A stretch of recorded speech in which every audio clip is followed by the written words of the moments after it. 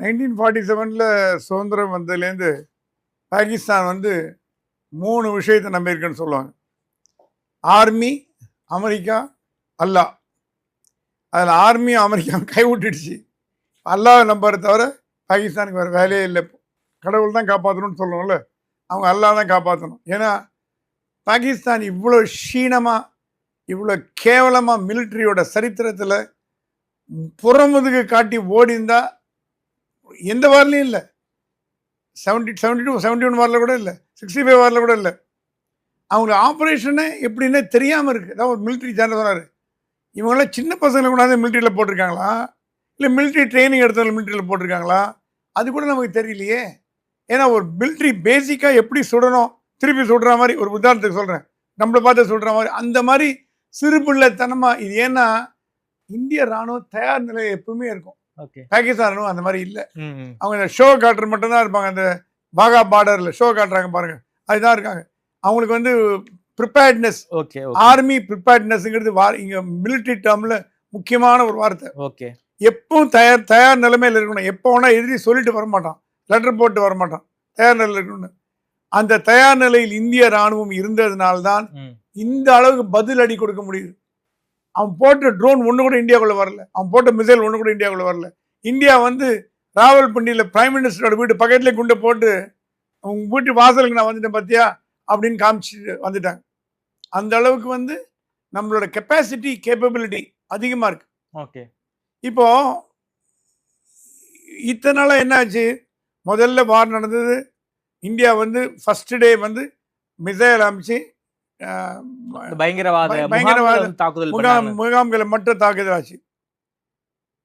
பாகிஸ்தான் அந்த மாதிரி இந்தியாவில் பயங்கரவாத முகாம்களை தாக்க முடியும். ஏன்னா பயங்கரவாத முகாம் இந்தியாவில் கிடையாது. அவன் என்ன பண்ணான், அங்கே இருக்கிற ஏழை மக்கள், அந்த அந்த பார்டர் ஓரம் இருக்கிற மக்களை, பர்டிகுலர்லி சர்தார்ஜிஸ், அவன் ஞாபகம் வச்சு, பஞ்சாப் அந்த பார்டரில், உரி பார்டர்லாம், அந்த பார்டரில் ஷூட்டான். ஒரு 10-15 பேர் மரணம் அடைஞ்சாங்க. இது வந்து பொதுமக்களை கொல்லக்கூடாதுன்னு மோடியோட எண்ணம் எப்படி? ஏன்னா முதல்ல சொல்லிட்டான், பாகிஸ்தான் மக்கள் கொல்லப்படக்கூடாது, தீவிரவாதிகள் மட்டுமே கொல்லப்படணும் அப்படின்னு அவரோட உத்தரவு. அதனால தான் டிலே ஆச்சுன்னு சொல்லுவாங்க, நமக்கு தெரியாது. பட் அவர் நல்ல எண்ணம். பாகிஸ்தானில் அப்படி இல்லை, ஆர்மி அடிக்க தைரியம் இல்லை அவங்களுக்கு.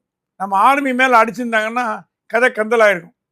ஆர்மி அடிக்காமல் நிராயுதபாணியான பஞ்சாபி சீக்கியர்களை போய் அடித்தாங்கன்னா அது ஒரு மிலிட்ரியோட ரூல் பிரகாரம், மிலிட்ரி லா புக்கில் அதுவாக இருக்குது. அதான் மிலிட்ரி பாடம் எடுத்தாங்களா? சிவிலியனை கொல்றது மிலிட்ரி வேலை இல்லை, அது தீவிரவாதிகள் வேலை. ஸோ ஆனால் பாகிஸ்தானை பொறுத்தவரைக்கும் தீவிரவாதம் மிலிட்ரி ரெண்டு ஒன்று தான் வச்சுக்கோங்க, வித்தியாசம் ஒன்றும் கிடையாது. பாகிஸ்தான் எக்ஸ்போஸ் ஆயிடுச்சு. உலக நாடுகள் மத்தியில் பாகிஸ்தான் தலை குனிவு ஏற்பட்டிருக்கான, பயங்கர தலை குனிவு. ஏன்னா அவங்க போட்ட ஏர் டிஃபென்ஸ் சிஸ்டம் எல்லாம் தூக்கி வாரி இந்தியா தூக்கி சாப்பிட்டுட்டு போயிடுச்சு. ஆமாம், அவன் எல்லாம் லாகூரில் ஏர் டிஃபென்ஸ் உள்ள பூந்து அடித்தாங்க. மனிதர் இல்லாமல் மிசைல் தாக்குதல் பண்ணுறதுல ரொம்ப ரேர். இந்தியாவும் அந்த லிஸ்ட்டில் வந்து air defence China product, air defence China product. இது என்னன்னா, இந்தியாவோட ஏர் டிஃபென்ஸ் ஸ்ட்ராங்காக இருக்கிறதுனால அவங்களால ஒன்றும் பண்ண முடியல. சைனாலேருந்து வாங்கின ப்ராடக்ட் அவன் வச்சுருந்தால என்ன ஆயிடுச்சு உங்களுக்கு, ஏர் டிஃபென்ஸ் சிஸ்டம். அதோட ஜோக்குன்னா பொம்மை ட்ரோன்லாம் வாங்கி வச்சுருந்தாங்க, குழந்தைங்க விளையாடுவேன் பொம்மை ட்ரோன்னு. அந்த ட்ரோன் தான் பாகிஸ்தான்கிட்ட இருக்கான். இந்தியா கிட்ட 30,000 ட்ரோன் இருக்கு, எல்லாம் original self made in India, made in Israel drone. இந்தியாவில் பண்ணப்பட்ட ட்ரோன். சென்னையில் ஒரு தமிழர் ட்ரோன் பண்ணுறார், அது இந்திய ஆர்மிக்கு போயிருக்கு. ஒரு மிகப்பெரிய தமிழர் ஒருத்தர் ட்ரோன் பண்ணி இந்திய ஆர்மி கொடுத்துருக்கார். ஸோ நம்ம யூஸ் பண்ண நம்ம நாட்டு சரக்கு, நல்ல பாதுகாப்பான சரக்கு. இவங்க வந்து பொம்மை ட்ரோனை வாங்கி சைனா கிட்டேருந்து அதை அடித்தா பாதியிலே கீழே விழுது, நம்ம போய் அடித்து திரும்பி வருது, இல்லை அடித்து அங்கேயே விழுது. ஸோ அந்த மாதிரி நம்ம கிட்ட இருக்க எக்யூப்மெண்ட் எல்லாமே நல்ல அதிநவீனமானவை. மிலிட்ரியோட லெசன்ஸ்லேயே இந்தியாவோட பாடங்கள் ரொம்ப அதிக அளவு பேசப்படுகிறது உலகம் முழுக்க. ஏன்னா மனிதர்கள் போகாமல் ட்ரோனை வச்சு அடித்து இவ்வளோ ஒரு காயம் ஏற்படுத்த முடியும்ன்றதை நிரூபித்ததே இந்தியா தான். அமெரிக்கா இஸ்ரேல் வேடிக்கை பார்க்குது, நம்ம இந்த மாதிரி பண்ணமா விட்டமேன்னு. ஜெலன்ஸ்கி யோசிக்கிறார், இந்த மாதிரி நம்மளை மீறி ஒரு லெவல் ஜாஸ்தி போயிட்டாங்களே அப்படின்னு. உலகத்தில் 2 போர் தான் இப்போதைக்கு நடக்குதுங்க. ஒன்று வந்து இஸ்ரேல் ஹமாஸ், அடுத்தது வந்து ஜெலன்ஸ்கி புட்டின், ரஷ்யா யுக்ரைன் 2 தான் தொடர்ந்து போயிட்டு இருக்கு. 3வது இந்தியா பாகிஸ்தான் வருது. ஆனால் யாரோ கேட்டாங்க அந்த மாதிரி தொடர்றதுக்கு வாய்ப்பு இல்லை. இந்தியா பாகிஸ்தான் போர் இந்த மாதிரி 1 வருடம் 2 வருடம் அப்படிலாம் தொடர்ந்து நடக்காது. மேக்சிமம் 10 நாளில் கதை முடிஞ்சிடும். பாகிஸ்தான் என்ற ஒரு நாடு உலக வரைபடத்திலிருந்து மாற்றி எடுக்கப்படும்னா அது மிக இல்லை. வேற வேற பேர்ல இருக்கலாம். பலுச்சிஸ்தான் பேர்ல ஒரு நாடு இருக்கலாம், பஞ்சாப்ன்ற பேர் நாடு இருக்கலாம். பாகிஸ்தான்ற ஒரு பேர்ல ஒரு சின்ன ஒரு மாநிலம் மட்டும் இருக்கும் அப்படின்னு எனக்கு தோன்றது. ஏன்னா மோடி இந்த வாட்டி கூப்பிட்டு ரொம்ப ஸ்ட்ராங்கா சொல்லிட்டாராம். நடுவில் என்ன ஆச்சு, எப்பவுமே ஒரு போர் ஆரம்பித்து இந்தியாவுக்கு எப்போ வெற்றி வருதோ அப்போ உலக நாடுகள்லாம் கிட்ட வந்து நீங்க சமாதானம் போங்க. டாஷ்கண்ட் அக்ரிமெண்ட் அப்படி தான் நடந்தது, ஷிம்லா அக்ரிமெண்ட் அப்படி தான் நடந்தது. நம்ம பங்களாதேஷை பிடிச்சிட்டோம், பிடிச்சி தனி நாடாக்கிட்டோம், 1,00,000 வீரர்களை பிடிச்சி வச்சோம். அப்போ மோடி வந்து அமெரிக்கா தலையிட்டனால மோடி வந்து பேச்சுவார்த்தை நடத்தி, இல்லைன்னா இந்திரா காந்தி பாதி காஷ்மீரை பிடிச்சிட்டாங்க, பாகிஸ்தானே பாதி பிடிச்சிட்டாங்க, திருப்பி கொடுக்க முடியாச்சு. ஒரு வருடமும் இமாலய தவறு இந்தியா பண்றதுக்கு காரணமே வெளிநாட்டு சதி. இந்தியா ஜெயிக்கும் பொழுது அது கையை கட்டி போடுவாங்க, பாகிஸ்தான் அடிக்க விட்டுருவாங்க, நல்லா அடிக்கும்போது நல்லா அடிப்பாங்க. இந்தியா ஜெயிக்கும் போது கை மோடி சொல்லிட்டாராம், இந்த தடவை அந்த தப்பை நம்ம பண்றதா இல்லை. அமெரிக்காவோ ரஷ்யாவோ சைனா எந்த அயல் நாடு வந்து நீங்க வந்து சமாதானம் போங்க, பீஸா போங்கன்னா எங்க வேலையை முடிச்சுட்டு தான் சமாதானம் பண்ணுவோம். 3 நாடுகளுமே வந்து இந்தியாவை நோக்கி நீங்க அமைதியா போங்கன்னு தானே சொல்றாங்க. அமைதியா போங்கன்னு சொல்றாங்க. ஆனா யாருமே வந்து அதுக்கு அடுத்த ஸ்டேஜுக்கு போல. அது ஒரு சம்பிரதாயமான பேச்சுவார்த்தை. உலக நாடுகள் எல்லாமே இந்தியாவை சண்டை போடுங்கன்னு சொல்லாது, பின்னாடி சொல்லலாம் இன்டைரக்டா. மார்க் ரூபியோ வந்து பேசியிருக்காரு, அமெரிக்க வெளியுறவுத்துறை அமைச்சர் ராஜ்நாத் சிங்கிட்ட பேசினாராம். அப்போ சொன்னா கொஞ்சம் பாகிஸ்தான்கிட்ட ஜாகிரதையா இருங்கன்னா. ராஜ்நாத் சிங் என்ன ஜாகிரதையா இருக்கணும், என்ன பெரிய கண்ட்ரி, அது என்ன பெரிய டிஃபென்ஸ் சிஸ்டம் இருக்கா, அணு ஆயுதம் இருக்கு, எங்கிட்ட கூட தான் இருக்கு. ஆனா இந்தியா வந்து அக்ரிமெண்ட் போட்டாச்சு, முதல் தாக்குதல் நாங்கள் நடத்த மாட்டோம்னு இன்னைக்கு சொல்லிட்டோம். ஆமா, என்னைக்குமே இந்தியா வந்து முதல் ராணுவ தாக்குதல் நடத்தாது. அணுகுண்டு தாக்குதல் இந்தியா மீது அணுகுண்டு வீசினால் ஒரு கால் வீசினால் எதிரி நாடு உலக வரைபடத்திலிருந்து இல்லாத பண்ணிடுவோம். மோடி அவ்வளவு ஸ்ட்ராங்கா இருக்காரு. அந்த மாதிரி நடக்கூடாதுன்னு வேண்டிப்போம். அப்படி ஏதாவது ஒரு அட்வென்ச்சர் ஆயுதம்ங்கிறது எல்லா உலகத்துக்கே பாதிப்பு. ஆனா இந்தியா போன்ற ஒரு ரெஸ்பான்சிபிள் நாடுகள் அது பண்ணாது. பாகிஸ்தான் அப்படி இல்லை, ரோக் கண்ட்ரி. அது அங்க இருக்கிறது எல்லாமே அரசியல்வாதிகள்னு சொல்ல மாட்டேன், எல்லாம் ரோக் ரவுடி பசங்க, எல்லாம் வந்து ஒரு இங்கிதம் தெரியாத ஒரு கும்பல். இந்தியா மீது வெறுப்புல இருக்காங்க, கடுப்புல இருக்காங்க. அது இப்ப வந்து இந்தியாவோட ராணுவ வெற்றிங்கிறது இமாலய வெற்றி பாகிஸ்தான் மக்கள் கொண்டாடுறாங்க. பாகிஸ்தான் மக்களோட கோவமே அவங்க அரசாங்கமே திரும்பிட்டு. இது அசம்பிளியில பார்லிமெண்ட்ல எல்லாம் பாத்தீங்கன்னா என்ன பண்றீங்க பிரைம் மினிஸ்டர் திட்டுறான். அந்த ஜனங்க கோவம் ஏற்கனவே அந்த அரசாங்கம் மேல கோவத்தில் இருக்காங்க. ஒரு நிலையில்லாத அரசாங்கம், லஞ்ச ஊழல் அரசாங்கம், அது வந்து ஒரு ஸ்டேபிள் கவர்மெண்ட் இல்லை, டெமோக்ரஸி இல்லை, ஜனநாயகம் இல்லை, ரொம்ப குறைப்பட்டாங்க. இந்த நேரத்தில் இந்த வார் வேற வந்து அவங்களுக்கு வந்து விலைவாய்ப்போ யாராவது சொன்னாங்க, பஞ்சாப்ல 1 கிலோ கோதுமை 1500 ரூபாயும். அவங்க பஞ்சாபில ரொட்டி தான் சாப்பிடுவாங்க. 1500 ரூபா கொடுத்து 1 கிலோ கோதுமை எப்படிங்க சாப்பிட முடியும்? பாகிஸ்தான் பஞ்சாப்ல சொல்றேன். பாகிஸ்தான் பஞ்சாப்ல 1 கிலோ கோதுமை 1500 ரூபா. இந்தியாவில் இன்னைக்கு விலை கட்டுப்பாட்டில் இருக்கு, அது ஒன்றும் பிரச்சனை இல்லை. இந்தியாவில் போர்னால விலை ஏறுமானா ஒரு 1/4% 1/2% ஏற வாய்ப்புண்டு. ஆனா இந்த போர்னால சுருக்கமா சொல்லணும்னா அடி பலமா வாங்கிட்டு பாகிஸ்தான் இதோட பொருளாதாரம் இன்னும் ஒரு 50 வருடங்களுக்கு எழுந்திருக்க முடியாத அளவுக்கு அடி வாங்கியாச்சு. ஸ்டாக் மார்க்கெட் நேத்தியை உண்டுடுது. பாகிஸ்தான் ஸ்டாக் மார்க்கெட் காலி, சுத்தமா அவுட்டு. இன்ஃபிளேஷன் ஜாஸ்தி ஆயிடுது. இது என்ன நடக்கும்னா அந்த நாட்டு மக்களை வெறி கொண்டு அரசியல்வாதிகளையும் ராணுவத்தையும் விரட்டி அடிக்கக்கூடிய காலம் வரும் நான் நினைக்கிறேன். ஓகே சார், குறிப்பாக ஜெய்சங்கர், நாம வந்து பிரைம் மினிஸ்டரை பத்தி பேசுறோம், உள்துறை அமைச்சரை பத்தி பேசுறோம், பாதுகாப்புத்துறை அமைச்சரை பத்தி பேசுறோம், அஜித் தோவலை பத்தி பேசுறோம், ஜெய்சங்கர் எக்ஸ்டர்னல் அஃபேர்ஸ் மினிஸ்டர். நாம பண்ணக்கூடிய தாக்குதல உலக நாடுகளுக்கு ஒரு மெசஞ்சராக இருந்து பல்வேறு விஷயங்களை வந்து சொல்லிக்கிட்டு இருக்காரு போல இருக்கே. நாங்க பண்ணது சரிதான், எங்க மேல எந்த தப்பும் இல்லை, பயங்கரவாதிகளுக்கு தான் நாங்க வந்து பதிலடி கொடுத்துருக்கோம் அப்படின்னு வந்து ஒரு மிகப்பெரிய ஒரு ரோலை வந்து ஜெய்சங்கர் இந்த வார்ல பாத்துக்கிட்டு இருக்காரு போல இருக்கே சார். கண்டிப்பா ஜெய்சங்கரோட ரோல் வந்து அமைதியான மனிதர், சைலண்ட் ஒர்க்கர், எந்த ஒரு கான்ட்ரவர்சியும் சிக்காத ஒரு அதிகாரி, இப்போ அரசியல்வாதி. அவர் என்ன பண்ணாராம், ஒரு புகைப்படம் வந்தது, நீங்க பார்த்துருப்பீங்க. அதில் ஒரு இராணுவ தளபதி 4 பேர் வந்து ஒரு தீவிரவாதியோட இறுதி சடங்குல கலந்துக்கிட்டு இருக்காங்க. ஆமா.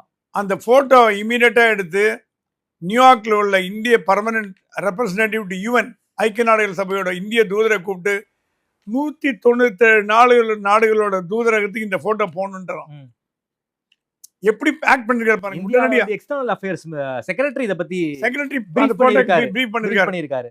அது பண்றதுக்கு முன்னாடியே ஜெய்சங்கர் வந்து இந்தியாவோட ரெப்ரசன்டேட்டிவ் கூப்பிட்டு ஐக்கிய நாடுகள் சபையில 192 நாடுகளுக்கு இதோட போனோம், இன்க்ளூடிங் ஹோலிசிங்கிறது போப்போட கண்ட்ரி, அதுவும் யூஎன்ல ரெப்ரசன்டேட்டிவா இருக்கு.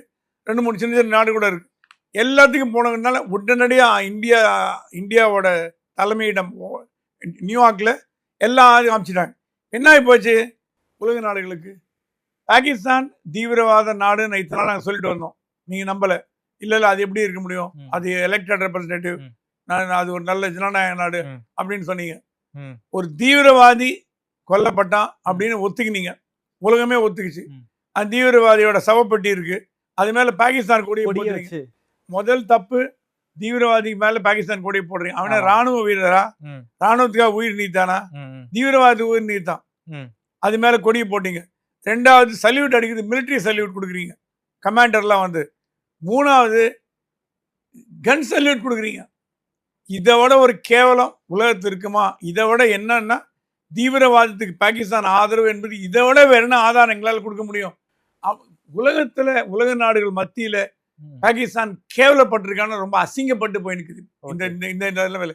இதற்கு காரணம் நம்ம ஜெய்சங்கர் மேலே ஒரு திறமையான அதிகாரி ஃபாரின் சர்வீஸில் பார்க்க முடியாது. நான் 30 ஆண்டு காலம் பழகியிருக்கேன், சைனாவிலேருந்து எனக்கு பழக்கம். சைனாவோட இந்திய தூதராக இருக்கும்போது ரொம்ப சைலண்ட் ஒர்க்கர், பேசவே மாட்டார், அமைதியாக இருப்பார். ஆனால் காரியத்தில் அவரை மாதிரி ஒரு பெஸ்ட்டு. அதனால தான் பிரைம் மினிஸ்டர் அவரை கூப்பிட்டு நீங்கள் மந்திரியாக வாங்கன்னு கேட்டது, நான் வேண்டாம், நான் வந்து அரசியல் வரல, நீங்கள் அரசியலுக்கு வர வேணாம், நீங்கள் அமைச்சரவைக்கு வாங்கன்னு. மோடி வித்தியாசமாக பேசினாலும், ஜெய்சங்கர் நீங்கள் அரசியலுக்கு வர வேண்டாம், அமைச்சரவைக்கு வாங்க, நீங்கள் அரசியலே பண்ண வேண்டாம், நீங்கள் கூட மந்திரியாக இருக்க போதும் தான். அந்த மாதிரி ஒரு திறமையானவர் தான் ஜெய்சங்கர். Okay sir. குறிப்பாக பாகிஸ்தானுக்கு வந்து சைனாவுடைய ஆதரவு கொஞ்சம் இருக்கிற மாதிரி நமக்கு தெரியுதே சார். பாகிஸ்தான் அரசாங்கத்துக்கு சைனாவோட சப்போர்ட் இருக்கான்னு கேட்டீங்க, இன்டைரக்டா சப்போர்ட் பண்றது. ஏன்னா சைனாவோட ராணுவ தளவாடங்களை வாங்கும் முதல் நாடு பாகிஸ்தான் தான். சைனாவால் எங்கேயும் ராணுவ தளவாடம் விற்க முடியல. சரி, அமெரிக்கா ராணுவ தளவாடங்கள் விற்குது, பிரான்ஸ் விற்குது, சைனா விற்குது. இது உலக நாடுகள் எல்லாம் அமெரிக்கா பிரான்ஸோட ராணுவ தளவாடங்கள் தான் வாங்க. நம்ம இப்ப ரஃபேல் வாங்கினோம், ரஷ்யா வச்சிருக்கோம், ரஷ்யா வாங்குறோம், ரஷ்யா நம்ம வாங்குறோம். நம்ம உலக நாடுகள் எல்லாமே ரஷ்யாட்ட வாங்குறது இல்லை. உலக நாடுகள் வந்து அமெரிக்கா பிரான்ஸ் கிட்ட வாங்கும், நம்ம ரஷ்யா கூட சேர்த்து வச்சிருக்கோம். மூணு நாட்டில் வாங்குறோம். சைனா என்ன பண்ணுறது, அது அதோட ராணுவத்தை நம்ம வாங்க முடியாது. ஏன்னா டெக்னிக்கலி நமக்கும் சைனாவுக்கும் ஒத்து வராது. நம்ம சைனாலேருந்து நம்ம பொம்மை வாங்கலாம், அரிசி வாங்கலாம், பருப்பு வாங்கலாம், அதெல்லாம் வாங்கிக்கலாம். ராணுவ தளவாடங்கள் வாங்க முடியாது. அது ராணுவ தளவாடங்களை விற்கிறதோ இல்லை ஃப்ரீயாக கொடுக்குறதோ. ஏன்னா அதுக்கு என்னென்னா ஒரு டெஸ்டிங் கிரவுண்டு. பாகிஸ்தானில் வந்து அதோட ராணுவ தளவாடங்கள் நல்லா செயல்பட்டுன்னா மற்ற நாடுகள் அதை வாங்குறதுன்னு. இப்போ சைனா கேவலப்பட்டு நிற்குது. காரணம் சொல்கிறேன். PL-15 வந்து சைனா 5 நாளைக்கு முன்னாடி கொடுத்துருக்கு. 300 km இது மிசைல். அது PL-15. அது PL-15 பற்றி அப்படி ஒரு பில்டப் கொடுத்துருக்கு சைனா. உலகத்திலே பெஸ்ட் மிசைல் சிஸ்டம் இதுதான், எங்களோட இதை பீட் பண்ணுறதுக்கு ஆள் கிடையாது. குப்புரை படுத்துக்குச்சு இந்த நேத்திக்கு. PL-15 காலி. அது உலக நாடுகள் முழுக்க இப்போ பேசு பொருளாயிடுது. இப்போ இந்த வாரை வந்து எப்படி டிசைட் பண்ணுறாங்கன்னா, நம்ம வாரா பார்க்குறோம், அவங்க வாரா பார்க்கல. அந்நிய நாட்டு சக்திகள் தயாரிக்கும் பொருட்கள் இந்த வாரில் எப்படி பயன்படுத்தப்படுகிறது, ஒரு டெஸ்டிங் கிரவுண்ட், எது நல்லா ஒர்க் ஆகுது, எது நல்லா ஒர்க் ஆகல. பாகிஸ்தான் வந்து மாடர்ன் வெப்பன் யூஸ் பண்ணல யாரும் சொன்னாங்க. மாடர்ன் வெப்பன் இருக்கு, JF-17 and J-10 stealth F-35 தவிர மீது அத்தனை இருக்குது. ஆனால் ஒன்றும் உபயோகப்படுத்தல. அவனுக்கு உபயோகப்படுத்த தெரியாதனால எல்லாம் வந்து சீர்பட்டு போச்சு. அது ரெகுலர் மெயின்டெனன்ஸு எங்கே ஒரு சின்ன ஒரு நட்டு போல்ட்டு கண்டாக கூட இராணுவ விமானம் இயக்க முடியாது, உங்களுக்கு தெரியும். ஸோ அந்த மாதிரி வந்து இது வந்து அவங்க சரியாக மெயின்டைன் பண்ணாமல், ப்ரிப்பேர்ட்னஸ் இல்லாமல் எங்கே நம்ம இந்தியா தாக்க போகுதுன்னு விட்டாங்க. அந்த ஒரு மெயின் காரணம் தான் இவங்களோட விட்டது காரணம். பாகிஸ்தான் வந்து சைனா கிட்டேருந்து BVRMSன்னு ஒரு சிஸ்டம் வாங்கிடுது. அந்த சிஸ்டம் ஃபெயிலியராக போச்சு. ஸோ இப்போ கிட்டத்தட்ட சைனா பாகிஸ்தான் கொடுத்த எல்லாமே வார் டிராஃபியாக இந்தியா வச்சிருக்கு. அது DRDO கொண்டு போய் செக் பண்ணுது. இப்போ நமக்கு நல்லதாக போச்சு. இப்போ நம்ம சைனாவோட ப்ராடக்ட் நம்ம வாங்க முடியாது. ஆனால் நம்ம நாட்டில் வந்து உளுந்து ப்ராடக்ட் வச்சு அது என்ன உள்ளன்னு கண்டுபிடிக்கிறது டிஆர்டியா இருக்கும். கண்டுபிடிக்கிறாங்க இப்போ. அது என்ன உள்ள என்ன டெக்னிக்கல் இருக்குது, அவங்க அட்வான்ஸ் லெவல் என்ன எப்படின்னு. இந்த வார்னால் அசிங்கப்பட்ட இன்னொரு நாடு எதுன்னு கேட்டீங்கன்னா சைனா. ஏன்னா சைனாவோட ராணுவ தளவாடங்கள் அத்தனையும் ஃபேக்கு.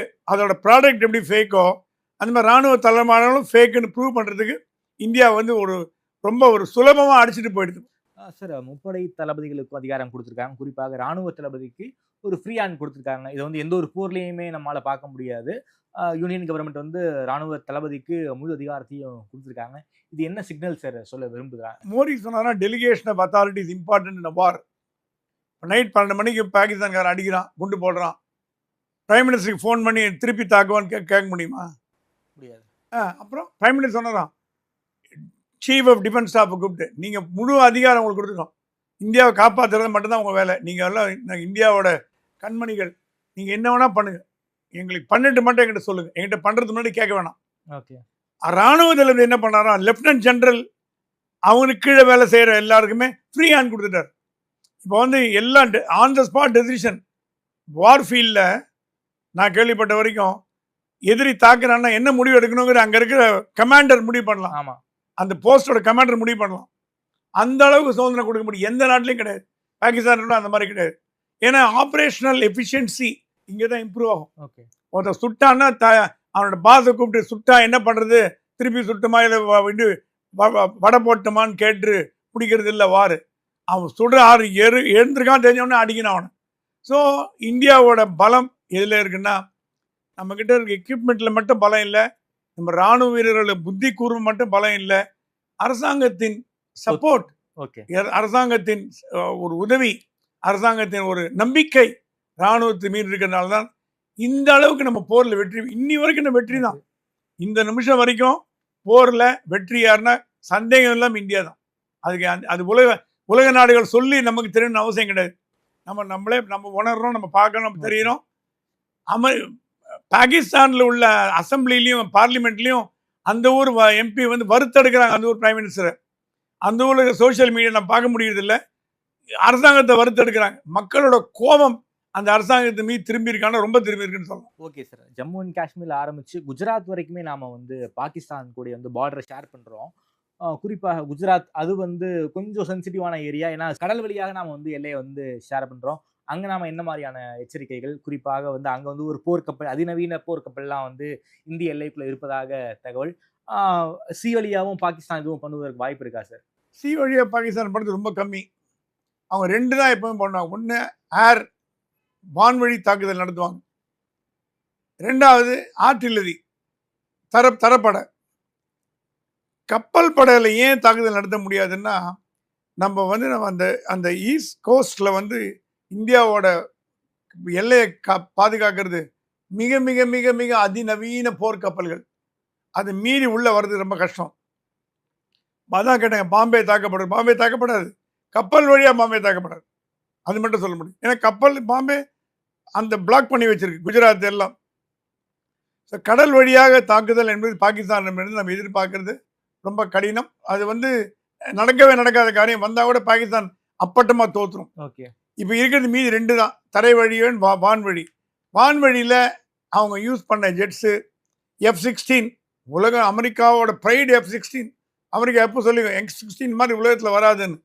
இப்போ போன பொழுது மோடி வாஷிங்டன் போன போது F-35 வாங்கிக்கோன்னாராம். டொனால்டு ட்ரம்ப் சொன்னாராம் F-35 வாங்கிக்கோன்னாராம்.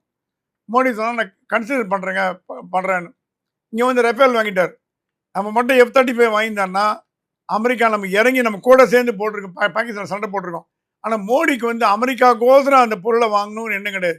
2ல் எது பெஸ்ட்டோ அதான் வாங்கணும். ரஃபேல் இது பெஸ்ட்டு, ரஃபேல் வாங்கிட்டார். F-35 பிறகு வாங்கிக்கலாம், அது ஒன்றும் தப்பு கிடையாது. ஆனால் அமெரிக்காவோட F-16 வந்து இன்று வரும் பேசப்படும் ஒரு இராணுவ விமானம். அதை சல்லி அடிச்சிட்டாங்க இந்தியாவில்.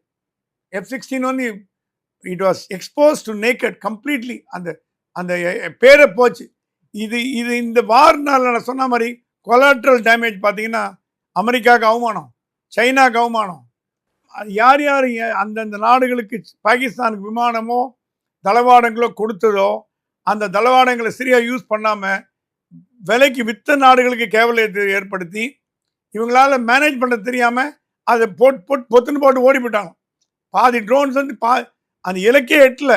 நான் கேள்விப்பட்ட வரைக்கும் லெப்டினன்ட் கர்னல் சொன்னார், இலக்கை எடுத்துன்னு கீழே விழுந்து ஓடிடுது. அந்த மாதிரி ஒரு ட்ரைனிங் இல்லாமல், ஒரு ஸ்கில் இல்லை உங்ககிட்ட. பாகிஸ்தானில் என்ன நடக்கும்னு எதிர்பார்க்க முடியாது. என்ன வேணா நடக்கலாம். ஓகே, எதுவும் நடக்கக்கூடிய ஒரு நாடு தான் பாகிஸ்தான். கடைசி கேள்வி சார், பலுசிஸ்தான் அது வந்து அஜித் தோவால் அவங்க பண்ண ஆபரேஷன்ஸ் அங்க என்ன சார் நடக்க வாய்ப்பு இருக்கு? பலுச்சிஸ்தான் மிக மிக விரைவில் தனி நாடாக வரத்துக்கு வாய்ப்பு உண்டு. ஒரு 2 வருஷமா சொல்றீங்க. 2 வருஷமா சொல்றோம். 2 வருஷமா இல்ல, போன டேர்ம் பிரைம் மினிஸ்டர் பிரசிடென்டா டொனால்ட் ட்ரம்ப் இருக்கும்போது சொன்னார் மோடிட்டு. இது கிடைச்ச அதிகாரப்பூர்வமான தகவல். If you want I will make Balochistan part of India. Modi சொன்னார், ஐயோ அதெல்லாம் ஒன்றும் வேணாம், இந்தியாவில் ஆகாதீங்க. மோடி இந்த வாட்டி திடமா இருக்கார். பாகிஸ்தானை வீக் பண்ணி இனிமே காஷ்மீர் பிரச்சனைன்னு ஒன்று இருக்கக்கூடாது. எப்படி ஒரு ப்ராப்ளமா சால்வ் பண்ணாரோ பலுச்சிஸ்தான் தனி நாடா வரும். அது இந்தியா முதல்ல அதை அங்கீகரிக்கும். தனி நாடா இந்தியாவோட நட்பு நாடுகள் அங்கீகரிக்கும். இந்தியா வந்து ஐக்கிய நாடுகள் சபையில் ஒரு சீட் வாங்கி கொடுத்து அதை உட்கார வச்சு அழகு பார்த்து, பலுச்சிஸ்தானோட ஒரு பத்திரிகை ஆசிரியர் அகமது முஸ்திகான் என்னோட நெருங்கிய நண்பர், நியூயார்க்கில் நாங்கள் டெய்லி பேசிப்போம். அவர் சில இந்த வார தகவல்லாம் எங்கிட்ட ஷேர் பண்ணிப்பார், அங்கே கிடைக்கிற தகவல்கள்லாம். அவர் சொல்றார், இந்த வாட்டி எங்க பலுச்சிஸ்தான் கனவு இந்த வாட்டி மோடியால் நிறைவேற போகிறது. மோடி இல்லாமல் வேற யாராலையும் பலுச்சிஸ்தான் நாடு உருவாக்க முடியாது. மோடி தான் எங்கள் தலைவர்ன்ட்டார். இத்தனைக்கும் அவங்க பாகிஸ்தான் பாஸ்போர்ட் ஹோல்டர் எல்லாருமே. பலுச்சிஸ்தான் வந்து அந்த ஊர்ல பாகிஸ்தான்ல இருக்க ஒரு மாநிலம், பாகிஸ்தான் பாஸ்போர்ட் தான். அங்க இந்திய கொடியும் மோடி போட்டோ தான் அதிகமா இருக்கும். அவங்கிட்ட அமிச்சார், போட்டோ அமிச்சார் அவர். பலுச்சிஸ்தான்ல இந்திய கொடியும் மோடி புகைப்படமும் ஒரு மால்லையும் இருக்கு, ஒரு வீட்லயும் இருக்கு. அந்த அளவுக்கு இந்தியா மீது அவங்க அன்பு வச்சிருக்காங்க. அதை மோடி கரெக்டா பயன்படுத்தி அடிச்சு பாகிஸ்தான்ல வெளியில வந்தாருன்னா வச்சுக்க, அடுத்தது பஞ்சாப் வெளியில வந்துடும். ஒன்று வந்து அடுத்தது வந்துடும். பாகிஸ்தான் என்ற ஒரு நாடு உலக வரைபடத்திலிருந்து துவட்டி எடுக்கப்படும் வெகு விரைவில், சில மாதங்களில். அப்படின்னா உண்மை சார். நீங்க வந்து சொன்னீங்க சார், ஒரு பாகிஸ்தான்ங்கிறது ஒரு ரோக் நேஷன், அவங்களுக்கு வந்து ஒரு அடிப்படை நாகரீகம் பண்பாடுலாம் கிடையாதுன்னு சொன்னீங்க. ரோக் நேஷன் சொன்னீங்க. அவங்க எந்த எக்ஸ்ட்ரீமுக்கும் போவாங்களே சார், ஒரு பைத்தியக்காரர்கள் தான், எந்த எக்ஸ்ட்ரீமுக்கும் போவாங்க. அதுதான் மார்க் ரூபியோ கேட்டாராம் Jaishankar, Jai you know what, these guys have something which is dangerous. அவர் எதை பற்றி சொல்கிறாரு நமக்கு தெரியும். உலகத்தோட ஒரு கஷ்டமான ஒரு நடவடிக்கை, அந்த நடவடிக்கையாக தான் இருக்க முடியும். மார்க் ரூபியோ சொன்னாலும் அவங்ககிட்ட அதெல்லாம் இருக்குது ஜாகிரதை அப்படின்னா. ஜெய்சங்கர் சொன்னாலும் அதை கண்டு பயப்பட முடியாதுங்க. இந்தியா இன்னைக்குமே இது எதுவும் யூஸ் பண்ணாது. ஃபர்ஸ்ட் யூஸ் பண்ண மாட்டோம். இந்தியா முதல் தாக்குதல் எதுவுமே நடத்தாது. அவங்க தாக்குனாங்கன்னா தாக்குறதுக்கு முன்னாடி அழிக்கிற பவர் எங்ககிட்ட இருக்கு. அது நாங்கள் ரெடியாக இருக்கோம். அவன் வந்து நீங்கள் சொல்கிற அந்த சக்தியை உபயோகப்படுத்த தொடங்கினான்னா அதை தாக்குறதுக்கு தயாரெல்லாம் இல்லாமல் இந்தியா இருக்க போகுது. இந்தியா இருக்குது. ஆனால் நீங்கள் எதை பற்றி கவலைப்படாதீங்க. ஆனால் இந்த வாட்டி நாங்கள் வந்து பாகிஸ்தானுக்கு ஒரு பாடம் கற்பிப்பாமல் நாங்கள் போகிறது இல்லை. அது இனிமேல் காஷ்மீர் பிரச்சனை என்பது இந்தியாவில் இருக்கக்கூடாது. எப்படி ஒரு பிரச்சனை தீர்த்துன்னு வருமோ, காஷ்மீர் பிரச்சனையோட தீர்த்து காஷ்மீர் பிரச்சனை முடிவு கொண்டு வரப்படும். இதனால சில அப்பாவி மக்கள் பலியானாங்கன்னா எங்களுடைய அனுதாபங்கள், சின்சியர் ரிக்ரெட் அப்படின்னு ஜெய்சங்கர் சொல்கிறார் மார்க் ரூபியோட்ட. அமெரிக்கா அதில் வந்து வேடிக்கை பார்க்குது. இஸ்ரேல் வந்து முழுக்க ஆதரிக்கிற அமெரிக்கா வேடிக்கை பார்க்குது. மேற்கத்திய நாடு எந்த நாடும் நம்மகிட்ட தலையில், டர்க்கியை தவிர. டர்க்கி ரொம்ப வாலாட்டிச்சு. இந்தியா என்ன பண்ணுது, டர்க்கிக்கு யார எதிரின்னு பார்த்து கிரீஸை கூப்பிட்டு இருந்தா பிரமோஸ் எல்லா ஆயுதம் எடுத்துக்கோ, டர்க்கி மேலே அடின்னு டர்க்கி ஓடி போட்டாமோ. இந்தியாவோட வெளியுறவு கொள்கை மாதிரி பெஸ்ட் இந்த ஜென்மத்தில் நான் பார்த்ததில்லை. டர்க்கிக்கு எவன் எனிமி அவனை கூப்பிட்டு ஆதரி, அவனுக்கு எல்லாம் பாம்பெல்லாம் கொடு, எல்லாம் சப்ளை பண்ணு, ஃப்ரீயாக கொடு. டர்க்கி பயந்துடுது. ஏன்னா கிரீஸ் ஆட்சிதுன்னா தாங்க முடியாது. இந்த மாதிரி ஒரு டெக்னிக் ஜெய்சங்கர் தவிர வேறு யாரும் யூஸ் பண்ண முடியாது. அவர் சொன்னாலும் கவலைப்படாதீங்க, நீங்கள் சொல்கிறது புரியுது. உங்கள் கவலை எனக்கு புரியுது. உலகத்தோட அழிவு இந்திய வார் வழியாக துவக்கக்கூடாதுன்னு புரியுது. இந்தியா இன்றைக்குமே ஜாகிரதையாக நடந்துக்கும். போரில் கூட நாங்கள் ரொம்ப சர்வ ஜாகிரதையாக நடந்துக்கிறோம். நீங்கள் கவலைப்படுற மாதிரி எதுவும் நடக்காது, கவலைப்படாதீங்க. பாகிஸ்தான் நாங்கள் ஒரு வழி காமிச்சிட்டு அதுக்கு ஒரு ட்ரீட்மெண்ட் கொடுத்துட்டு அதை நாங்கள் அந்த வரைபடத்தை எடுத்துருவோம். அதற்கு பிறகு நீங்கள் கூறும் அபாயம் இல்லாதபடி பண்ணுறது இந்தியாவோட வேலை. பாகிஸ்தான் வந்து 4 துண்டாகி போச்சுன்னா நீங்கள் சொல்கிற அந்த அபாயத்தை நாங்கள் எடுத்துருவோம், அந்த இடத்த விட்டே எடுத்துருவோம். அப்புறம் பயப்பட வேண்டிய அவசியம் இல்லை அப்படின்னு சொல்லியிருக்காரு. ஓகே சார், நன்றி சார். குறிப்பாக நடந்துகிட்டு இருக்கிற இந்த ஆபரேஷன் சிந்தூர் 2.0 பற்றி பல்வேறு விஷயங்களை ரொம்ப வெளிப்படையாக பேசியிருக்கீங்க. மேலும் நேரம் கொடுத்து பேசியவங்க நன்றி சுவாமி சார்.